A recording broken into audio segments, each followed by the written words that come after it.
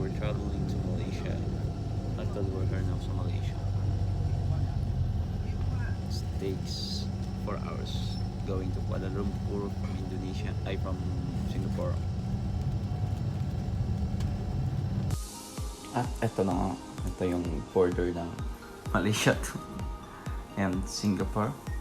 So katatapos namin dumaan sa immigration at dito sa bus na ito, hindi dyan yung sinakyan natin. Malaysia na yun. Malaysia na to. Papasok na siya ng Malaysia na pala yan.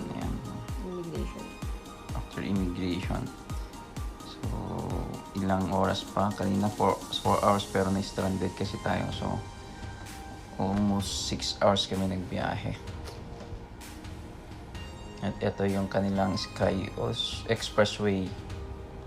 Yan, matindi dyan sa expressway na yan. No? Kahit motorcycle pwedeng dumaan sa kanilang expressway. Ito nga pala 398 kilometers from yung nakita ko from Singapore to Kuala Lumpur. Including Genting. Yeah, to Genting. Yeah. At nag-stop over tayo dito sa place na ito para kumain. At ito naman si mama sa si papa. Picture lang din sila. Ito yung expressway nila. Kahit mga 150 cc lang na motor pwede. At lahat ng dinaanan namin from Singapore to Malaysia is expressway. Yeah, nasa 6 lanes ganun. At ito na yung Malaysia proper, I think. Kuala Lumpur, papasok na siya ng Kuala Lumpur. Ay, oo, ito na. Yan na yung nakikita ninyong tower dyan is the second biggest tower in the world next to the Tower of Dubai. That one, oh, may... At nakikita nyo yung side na yun. Yan yung Twin Tower. Yan, natakpan. Later. Yan, nasa Kuala Lumpur na pero hindi pa yun yung destination natin. We're heading to Genting, ay Highlands. Yan yung Twin Tower nakikita natin. Pero dadaanan lang muna. Babalikan bukas. Ay, hapon pala.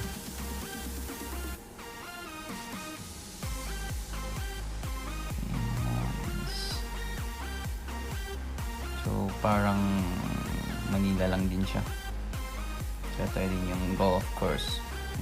Nasa expressway pa rin tayo. Guys. Yan na. Kitang-kita. Ang Twin Tower of Malaysia pala is supposed to be before the tallest building in the world. Nung wala pa yung Dubai. Ilang beses din tayong dumaan dyan. Hindi ko alam kung may bayad, walang pila, walang traffic. Dire-diretso lang ang ating biyahe.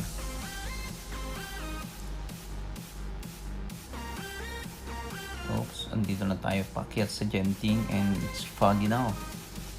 Napakataas nito, grabe. Siguro 2,000 ahead. Ay 2,000 below sea level. Nandito na nga tayo sa Genting Highlands, the Resorts World. Ito nyo naman. Grabe. Napakalamig. As in, saka puro fog. Walang binatbat din ang Baguio at Tagaytay sa paakyat, pati ang Nueva Ecija. Ay, ang Santa Fe. Ito na. Kaya enjoy lang din si Papa sa si Mama. Lakad. Puro lakad lang, kaya pagod-pagod.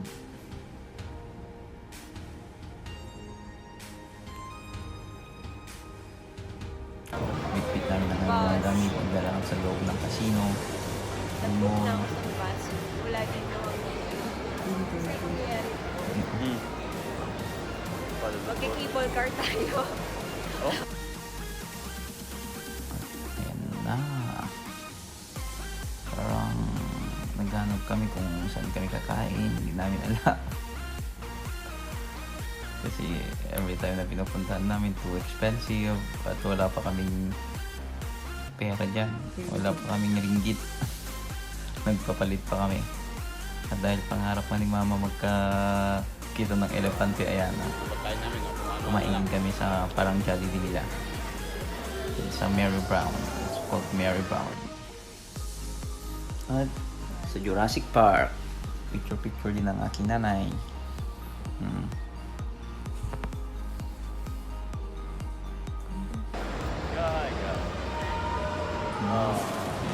Ang US lang peg casino yan, guys. Sa loob kami ng casino.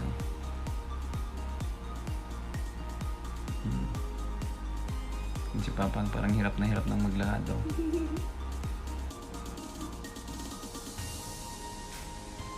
No, grabe yung lights.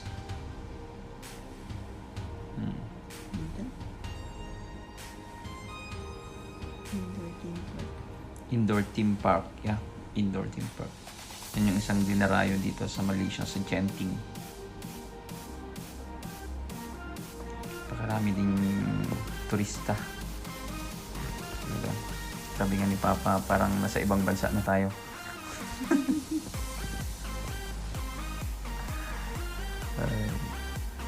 Tapos may nakausap pa kaming Tagalog. Tapos sabi niya, Pilipino pala yung mga yon, sabi niya. Paano mo nasabi? Sabi ko, nagtatagalog. At syempre, picture lang din dalawang senyor. Enjoy lang din sila sa picture.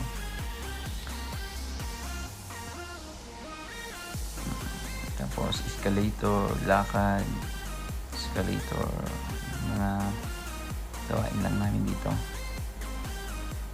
Nakaka 10,000 steps ata kami every day. At ito, the world's largest hotel with 7,351 rooms. Sakalain mo, nasa lobby kami.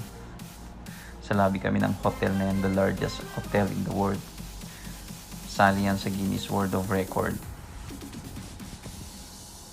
At dahil hindi namin mahanapan kung saan kami pupunta, lakad lang kami. Napakaluwag. Supposed to be pupunta kami sa theme park, pero hindi namin mahanapan kung nasaan. Exit lang naman. Yes. Isang Sorry. na lang. Sumuko pa yung asawa ko. Akyat naman.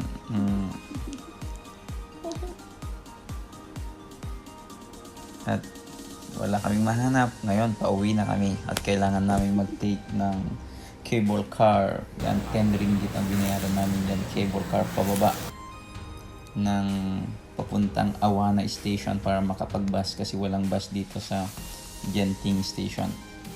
Kailangan bumaba muna. You need to take cable car. At first time ni Papa at ni Mama sumakay ng cable car.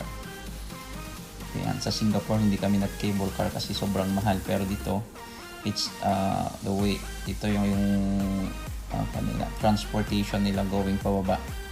Wala nang ibang choice aside kung naka-private car ka lang. Kailangan mong mag-take ng cable car. Going down, and it takes 15 to 20 minutes I think ang cable car pababa ng Awana Station. Yan. Medyo sanay-sanay si Papa, ang ngiti-ngiti lang. Kasi nga, parang aeroplano lang yan. At yan sana kami yung pupuntahan namin. Kaso hindi namin mahanap yung exit. Kaya sa taas na lang kami. Pakaganda oh. Theme park. Video na lang namin sa taas. At marami ka ring views talaga sa taas. Oh. Grabe. Napakataas din talaga.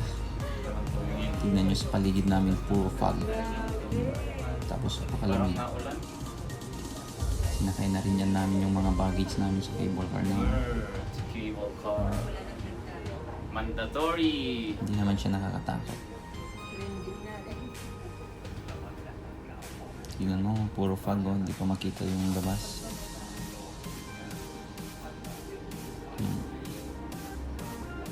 At inaobserbahan ni Papa ang mga bagay-bagay. Sabi niya hindi pala tong cable car yung gumagalaw. Yung wire pala yung gumagalaw, sabi niya. Hindi pala yung car mismo, yung cable.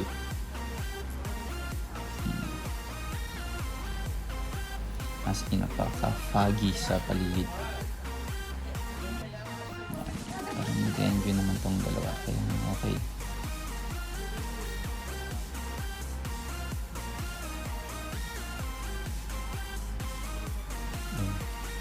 Bundok talaga yung dinadaanan. Pababa ng bundok na siguro hindi lang 2,000 above sea level. Grabe. Yan, kung gusto mo rin maglakad pababa para sa isang station. By the way, yung cable car na yan may 4 stations hanggang sa Awana station. Dadaan ka pa sa 3 station. Ayan, isang station yan, yung temple na yan. Pero kailangan mong maglakad ng napakalayo. Ayaw na namin maglakad kasi ang dami namin baggage. So every 30 seconds din natin sunod-sunod na cable car yun. Selfie. Ano, puro mukha naman nila nakikita dyan.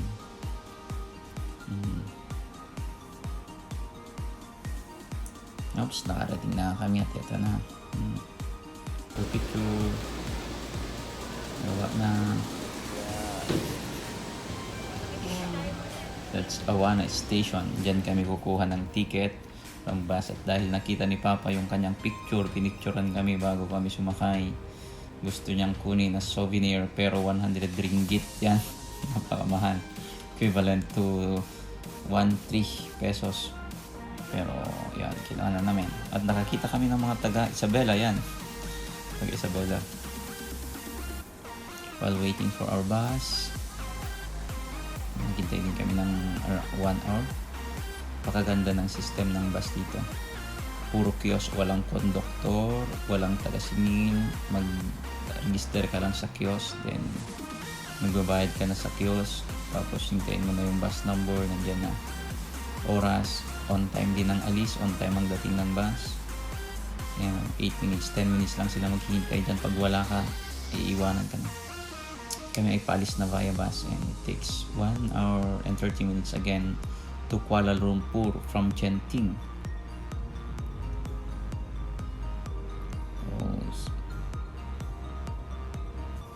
Travel back to Kuala Lumpur. At ayan, nakikita nyo yung araw na yan. Ang oras na yan, 7 p.m. 7 p.m. Pero yung tirik na tirik pa rin yung araw. Katulad ng lumabas kami kanina, 7:30 na. Pero ang liwanag pa rin.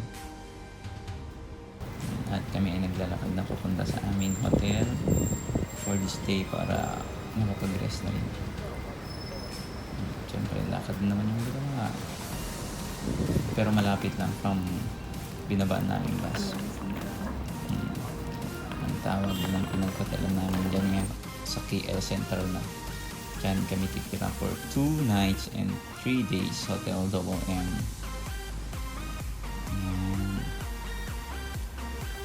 At syempre, makapag-dress na pasok.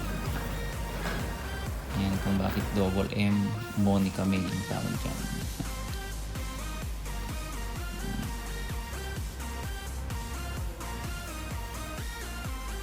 Mura lang din, diba?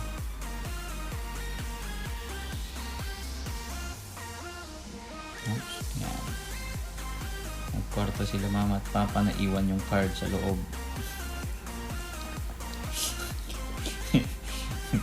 Kaya nagkiusap tayo. Dahil malang pagkain, nagpansit lang kami ni Papa, share pa kami.